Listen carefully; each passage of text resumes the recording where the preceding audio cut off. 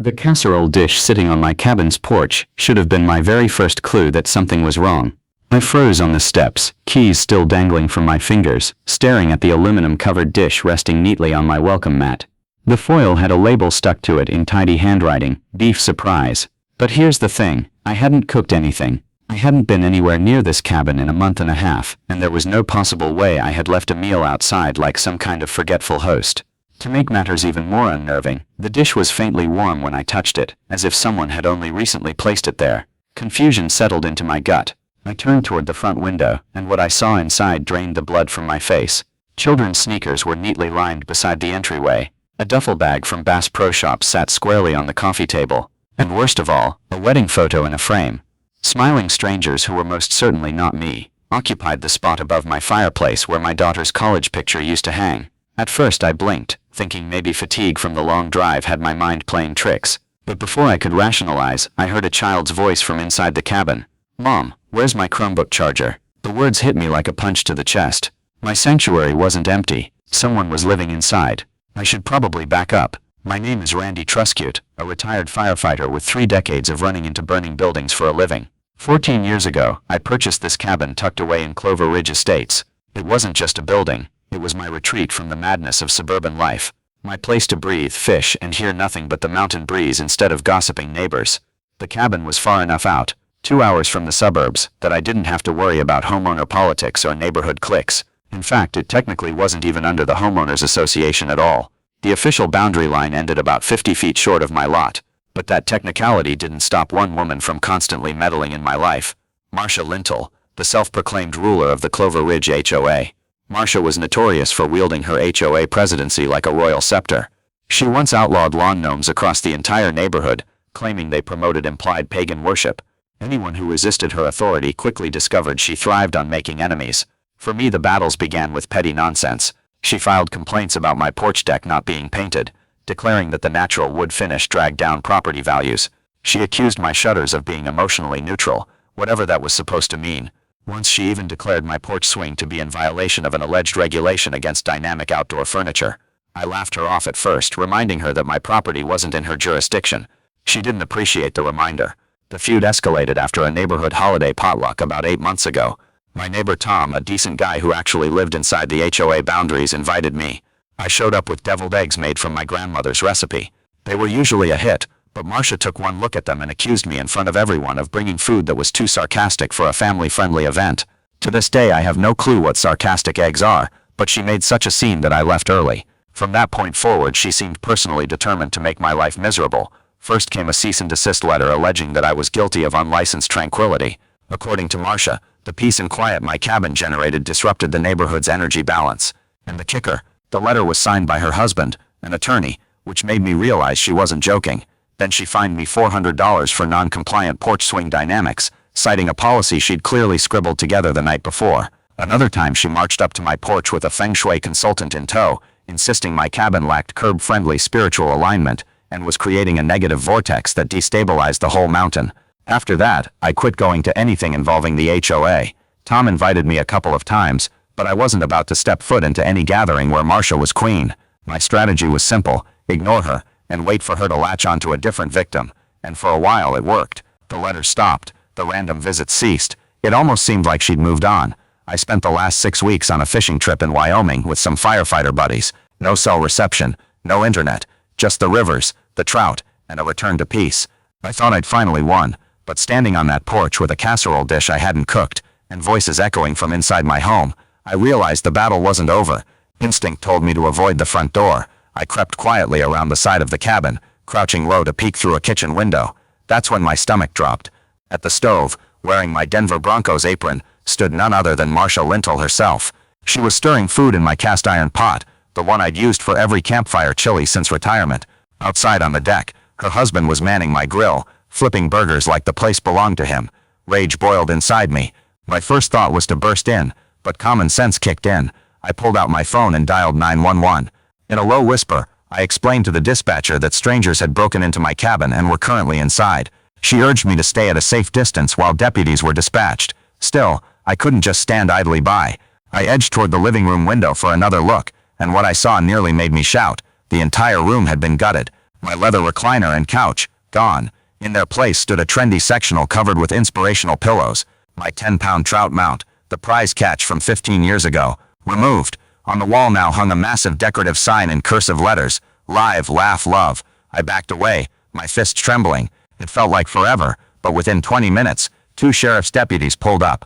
I met them at the end of my driveway, shoving every form of proof I had into their hands.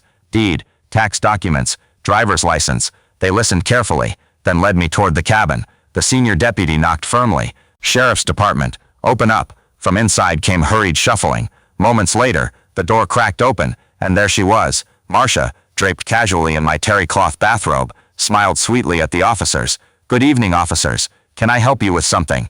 The deputy frowned. "Ma'am, who are you and what are you doing in this residence?" Marsha straightened her shoulders, clearly ready for a performance.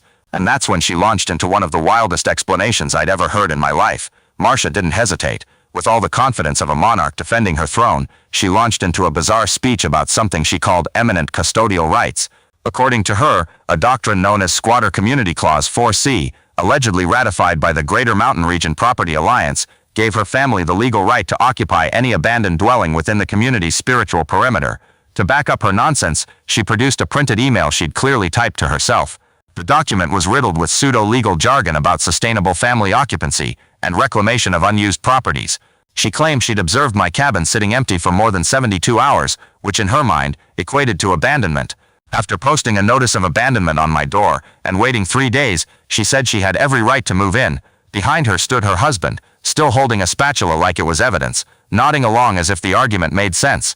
Over her shoulder I spotted one of her kids lounging in my hammock on the deck, nose buried in a book titled "You Can't Own Land, Bro." The deputy blinked slowly, clearly struggling to keep a straight face. "Ma'am," he said flatly, "that's not how any of this works. What you've done is breaking and entering. It's criminal trespassing, plain and simple." Marsha's smile cracked. She turned red and immediately began ranting about sovereign occupancy rights and energy-based property claims. Her husband stepped forward to support her argument, but fumbled my spatula, and when he bent to retrieve it, the deputies and I all noticed he was wearing my fishing waders as pants. That was the breaking point. The deputies forced their way inside while Marsha shouted that they had no jurisdiction. The junior deputy began photographing everything while the senior questioned the family. That's when the situation went from ridiculous to disturbing. Marsha had transferred all the utilities into her name, using my information without permission. She'd filed a change of address form with the post office so that my mail was rerouted to her house. She even sent out a holiday card listing my cabin as their new mountain retreat. Backup was called in, and within the hour, the entire Lintel family was marched out in handcuffs. Marsha screamed about constitutional violations. Her husband tried to walk off with my Wi-Fi router, insisting he'd been paying for the service. One of the deputies shoved him to the deck when he refused to let go. I pressed charges for every violation possible: trespassing, identity theft, mail fraud, property damage, you name it. The district attorney got personally involved once he realized how deep this went. As it turned out, this wasn't Marsha's first rodeo. She had a history of trying to seize other people's property through equally ludicrous claims. Once she attempted to commandeer a neighbor's boat using something she called communal marina privilege. Another time she drew up fake surveyor maps to annex a gazebo. This time, though, the charges stuck. With utilities fraud and mail theft in the mix, the federal authorities even brought in a postal inspector. 3 months later, the trial began. Marsha made the catastrophic mistake of representing herself, convinced that she was smarter than any defense attorney. She insisted she knew property law better than any bar-certified drone. Her defense of truth, as she called it, was a spectacle. She marched into court with a PowerPoint titled "My Truth, A Journey of Property Reclamation." It consisted of 37 slides, most of them stock photos of log cabins that weren't even mine. Mixed in were memes about squatters' rights she'd lifted from obscure blogs and captions like "HOA karma is real" and "The universe provides sustainable housing."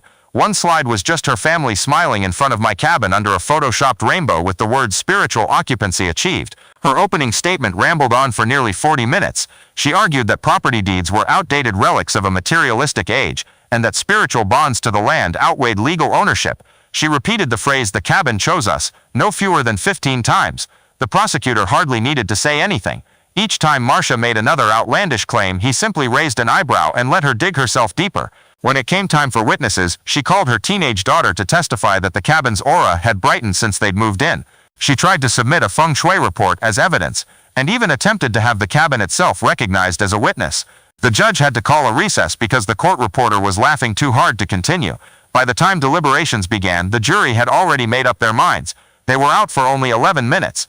Later, the foreman admitted they would have returned sooner, but one juror needed a bathroom break. The verdict was unanimous: guilty on all counts: grand theft, trespassing, identity theft, mail fraud, and vandalism. Sentencing day was when the facade finally cracked. The judge, who had stayed composed throughout the circus, finally let his frustration show. He called Marsha's actions a calculated assault on property rights and the very notion of civil order. He described her pseudo-legal theories as not merely incorrect but dangerous.